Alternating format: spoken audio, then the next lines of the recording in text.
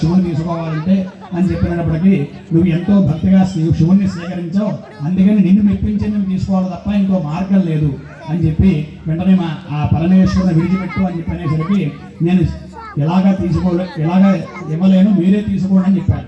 వెంటనే నంది తన కొమ్ముల చేత ఆ గజాసుని యొక్క పట్ట చేసి శివుడిని బయట తీసుకొచ్చాక వెంటనే శివుడు ఓం పరమేశ్వరాయ నమః ఆయన బయటకు వచ్చి మానవదేహంతో ఆయన ఎప్పుడైతే బయటకు వచ్చాడో ఆ గజాసుడు ఓం నమ శివ అంటూ మూరుగులు పడిపోగానే భక్తుడైన గజాసును చూసి బాధపడుతూ ఆ పరమేశ్వరుడు అలాగే కైలాసానికి వెళ్ళాడు. కైలాసానికి వస్తున్నానని వార్త తెలిసిగానే ఆ పార్వతీదేవి అభ్యంగన స్నానం, మనకి పెళ్లి ముందు చేస్తారు మంగళ స్నానం అని, అటువంటి అభ్యంగన స్నానం ఒంటి నిండా నిలువ పెట్టుకుని మిగిలిన పిండితోటి చిన్న బొమ్మను చేసి ఆవిడకు ఒక వరం ఉంది, దూర్వాస మహర్షి యొక్క వరం. ఆవిడ చేతితో ఏ బొమ్మ చేసినా సరే ఆ బొమ్మ సజీవుడిగా ఉంటుందన్నమాట. అలాగే ఆ బొమ్మను చేసి తల మీద చేయి పెట్టేసరికి అమ్మ అంటూ కౌలించుకున్నాడు. చిన్న పిల్లాడు ప్రత్యక్షమయ్యాట. వెంటనే ఆ పిల్లాడికి ఎంతో ఆనందం పొంది పార్వతీదేవి శక్తి అయిన ఆయుధం ఇచ్చి గుమ్మం దగ్గర కాపలా పెట్టిందట.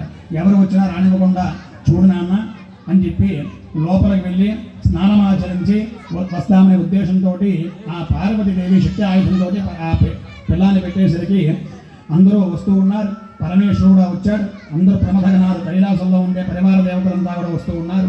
ఇందులో పరమేశ్వరుడు మాత్రం ముందుగా వచ్చి గుమ్మం దగ్గర వెళ్ళిపోతూ ఉంటే శక్తి ఆయుధంతో ఉన్న ఈ పిల్లవాడు, చిన్న పిల్లవాడు ఆ పరమేశ్వరుని అంటగించాడు.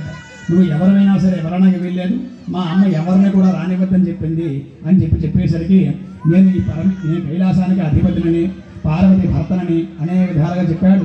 ఎన్ని విధాలుగా చెప్పినా సరే ఎవరిని కూడా రానివద్దు, నేను పుట్టినప్పుడు ఇక్కడ ఎవరు లేరు, ఇప్పుడు ఎవరు ఉండకూడదు అని చెప్పి ఆ బాలుడు చెప్పేసరికి వెంటనే ఆ పరమేశ్వరుడు ఇద్దరి మధ్య కూడా గొడవ పెరిగి వాళ్ళ ప్రతివాదాలు కూడా పెరిగి తన యొక్క త్రిశూలం చేత శక్తి ఆయుధాన్ని ఓడించి ఆ త్రిశూలం చేత ఆ పిల్లాన్ని కొట్టగా వెంటనే అది తలగ ముందుగా పెంచుకుంటూ ఉన్నది. కొంతకాలానికి పార్వతీ పరమేశ్వరులు